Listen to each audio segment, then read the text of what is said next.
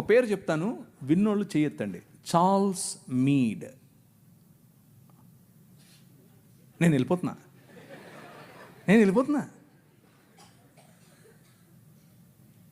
మీరందరూ జాకెట్లు వేసుకోవడానికి కారణం ఆయనే. నేను అబద్ధం చెప్పట్లేదు, నిజం చెప్తున్నాను. చట్టం చేశాడు. అక్కడ లండన్ హౌస్ ఆఫ్ కామన్స్లోకి వెళ్ళి కొట్లాడాడు. నా భారతీయ స్త్రీలకు గౌరవం కావాలి.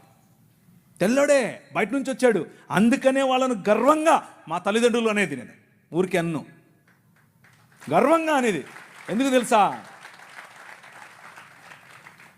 మీరు బట్టలు వేసుకోకుండా మమ్మల్ని అనగదొరికితే వాళ్ళు మాకు జాకెట్లు పంచారు.